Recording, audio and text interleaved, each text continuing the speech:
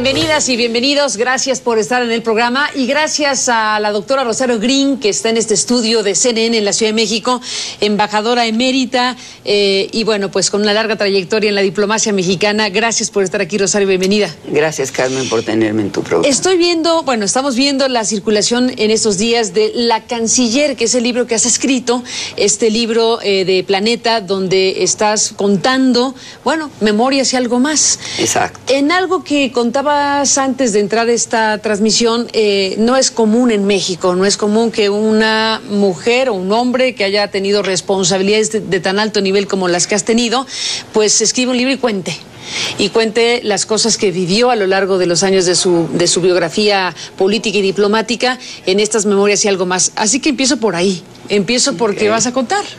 Perfecto.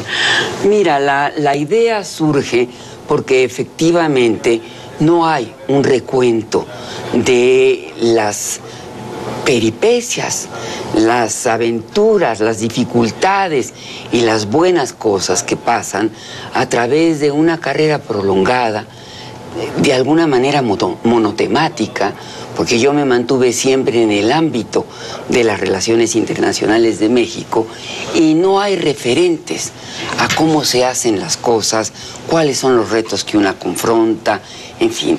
Forma tal que en una ocasión en que, como yo digo en el libro, emprendí un viaje larguísimo a Asia, donde yo no podía dormir, empecé por hacer una revisión de mi vida. Todo, si tú quieres, mi origen, venir de una familia de clase media, que no tenía ninguna conexión política, que no tenía tampoco muchos recursos financieros y que además se avecindó en provincia, en Cuernavaca, donde hice primaria, secundaria, preparatoria.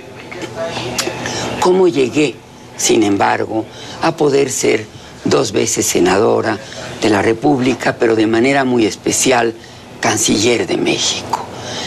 ¿Cómo dar ese salto tan fenomenal del seno de una familia muy tradicional, donde además no se leía la prensa, no había mucho interés por la política, a de pronto tener capacidad para enfocarme?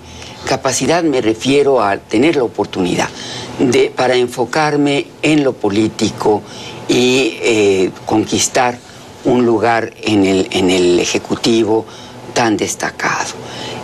Pero ¿cómo yo me seguí? Me seguí a hacer maestría, me seguí a irme fuera de México a una universidad que estaba en un barrio complicado, como era Columbia University, cerca al Harlem de entonces. Harlem de hoy es un Harlem sofisticado.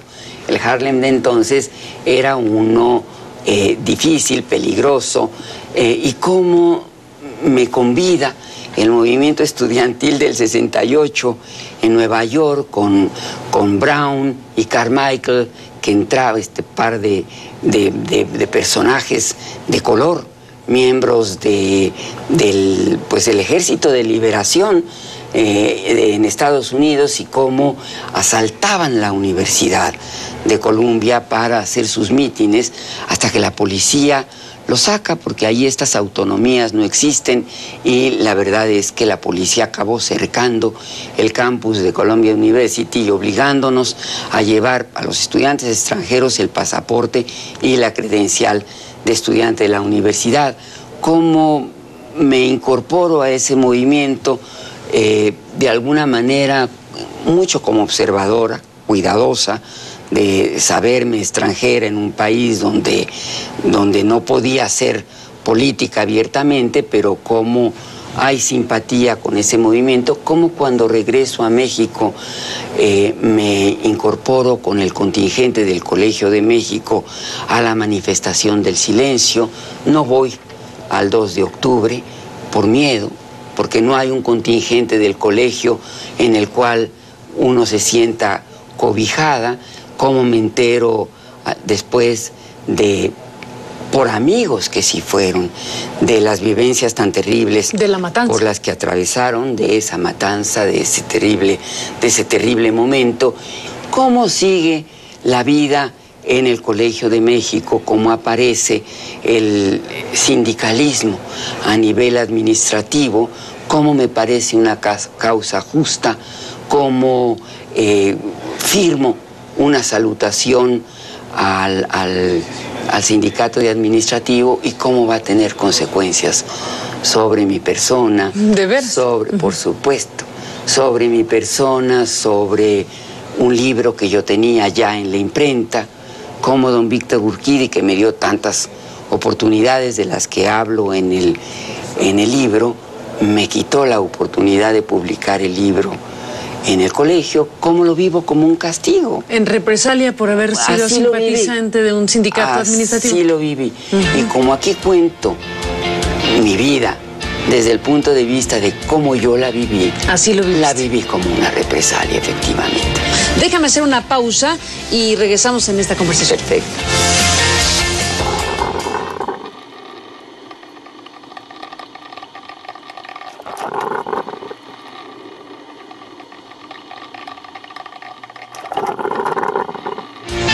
Bueno, Rosario, nos faltará mucho tiempo porque desde luego estás tejiendo tu propia vida y tejiendo tu experiencia vital y profesional en lo que corresponde a este libro, La Canciller, Memorias y algo más. Por razones de tiempo televisivo, déjame ir al punto donde desarrollas tareas diplomáticas. Te toca vivir asuntos históricos, desde luego la caída del muro de Berlín. Ciertamente. Seguramente es uno de los capítulos estelares aquí.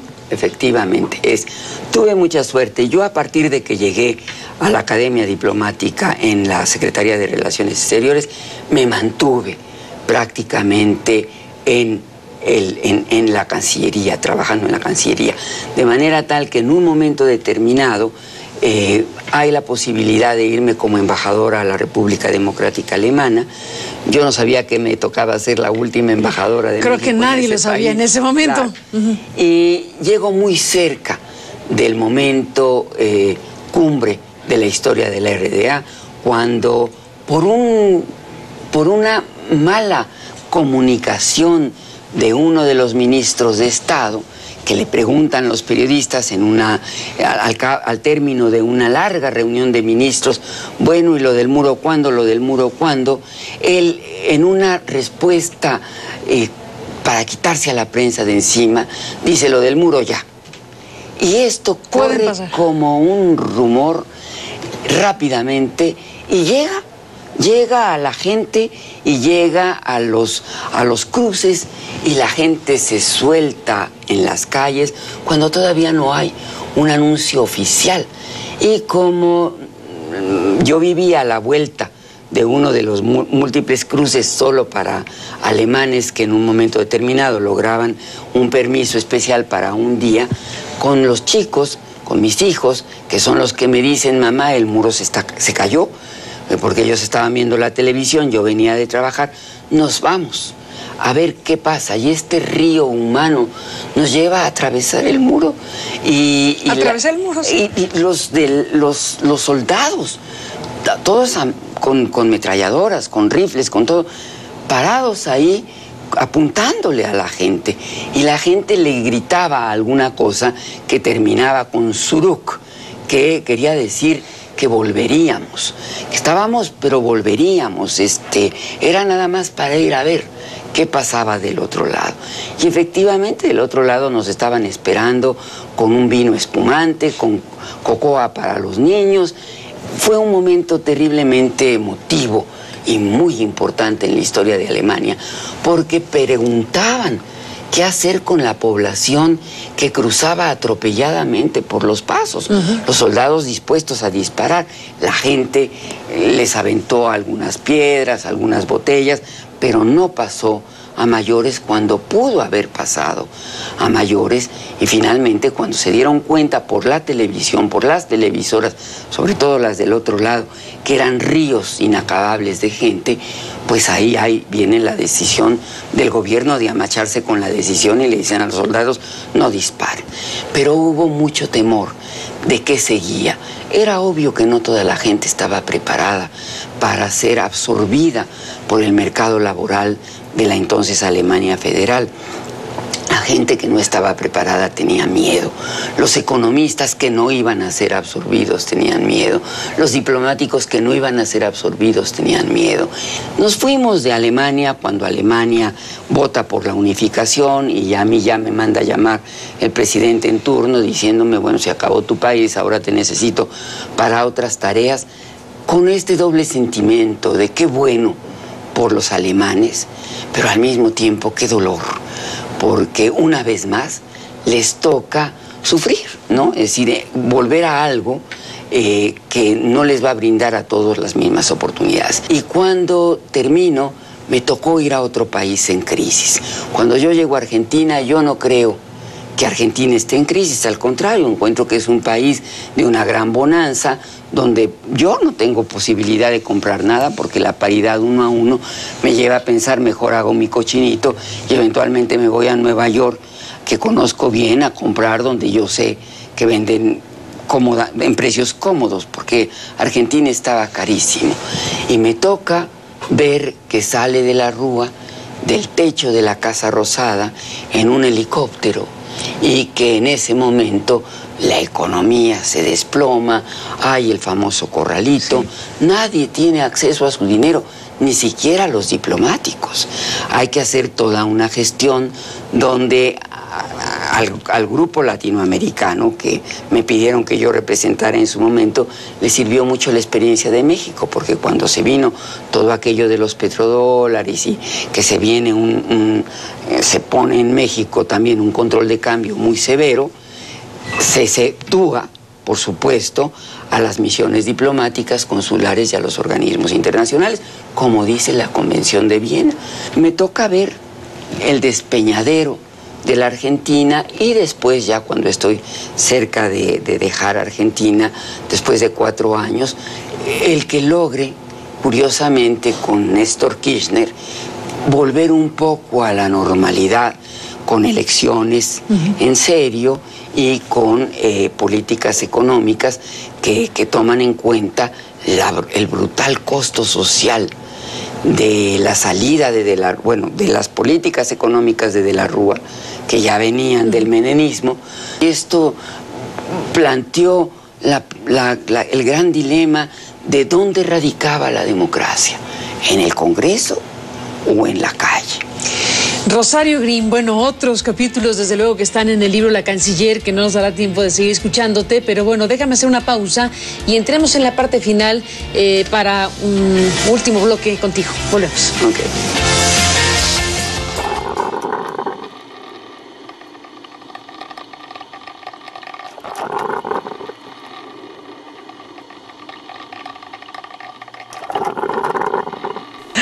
Bueno, se nos acabó el tiempo, Rosario, y desde luego faltan muchísimos capítulos que has vivido y que están en La Canciller, ni más ni menos que tu tarea como canciller en México, como representante en el mundo, como canciller. Pero bueno, para eso está el libro, para poder acercarnos a esta lectura.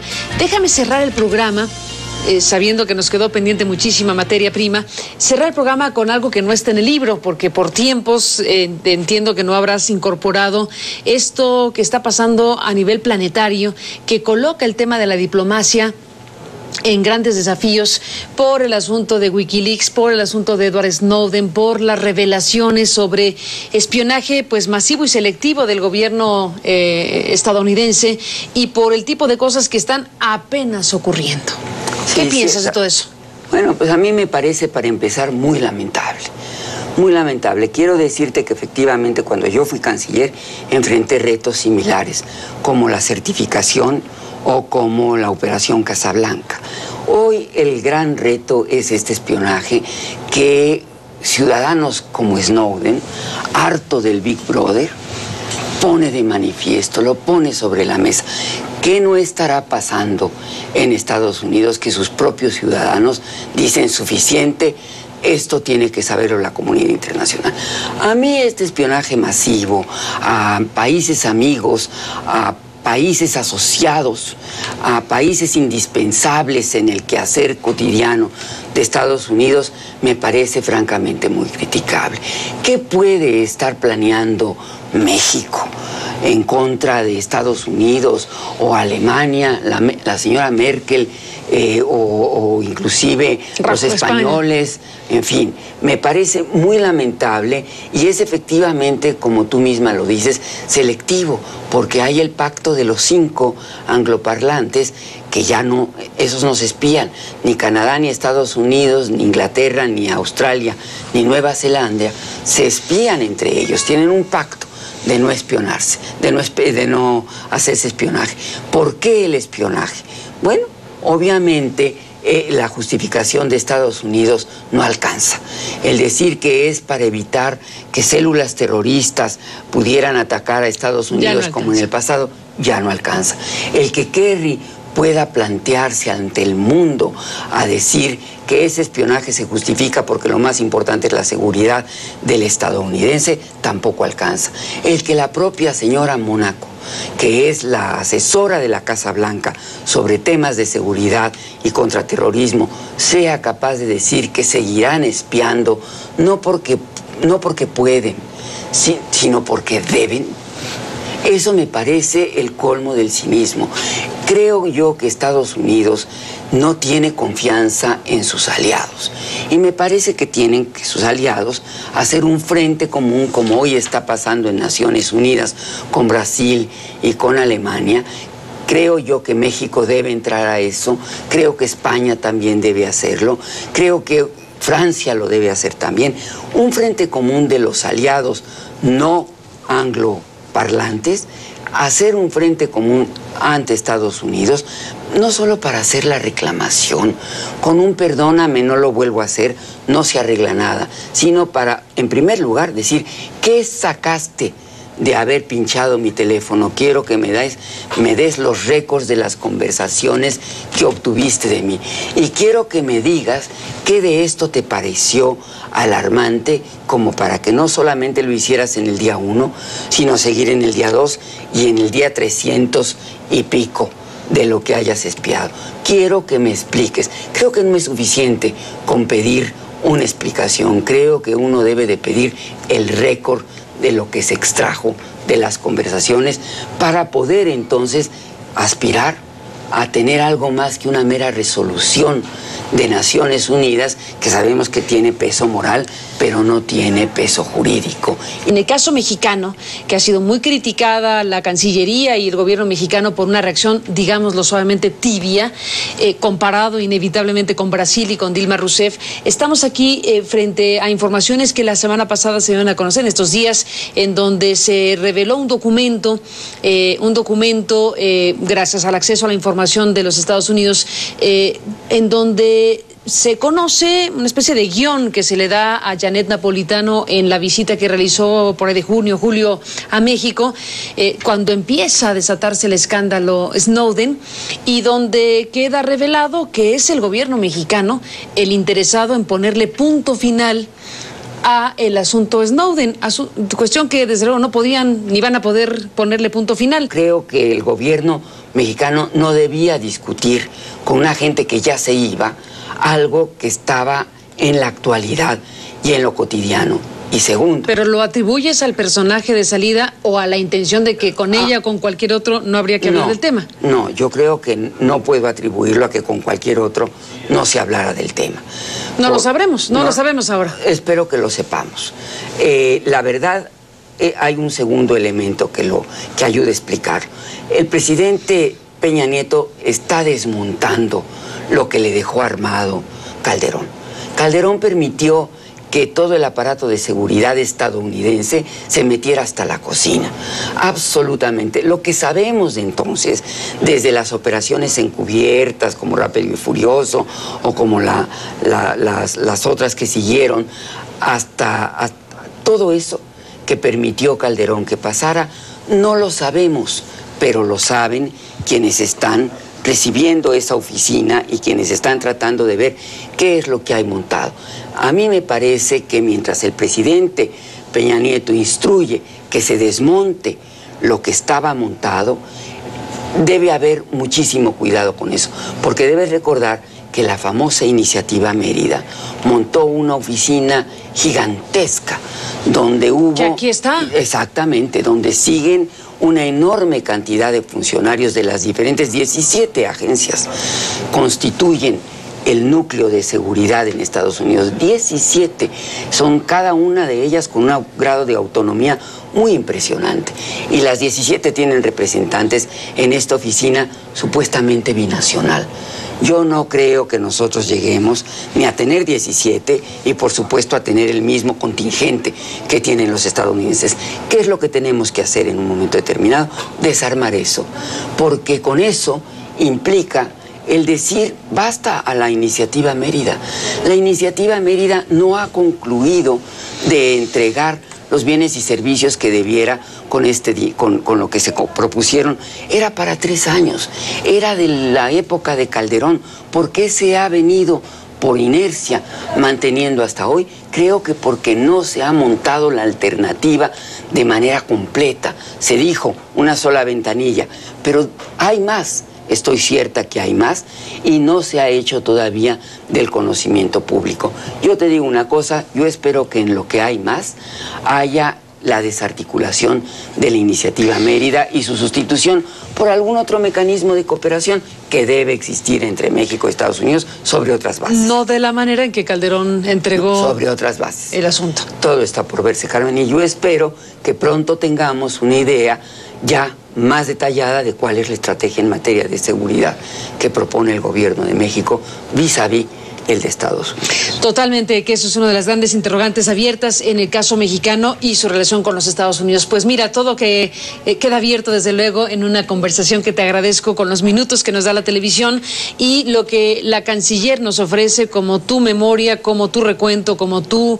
introspección respecto a tu vida y a tu servicio público en México. Gracias por estar aquí, Rosario. Muchas gracias, Carmen. A ti por estar aquí, por contarnos de La Canciller, este libro de temas de hoy, de Planeta, que está circulando en nuestro país, que por cierto tiene un comentario de The New York Times. Cierto. Veo en la portada que el periódico estadounidense publica que si bien las mujeres ya han sido designadas para dirigir distintos despachos de la ONU, pocas han alcanzado puestos tan altos como Rosario Green, como un comentario que se hace en la prensa estadounidense. Gracias, Rosario. Muchas gracias, nuevamente, Carmen, por estar aquí, y a usted que nos permitió acompañarles. Pásala bien. Hasta mañana.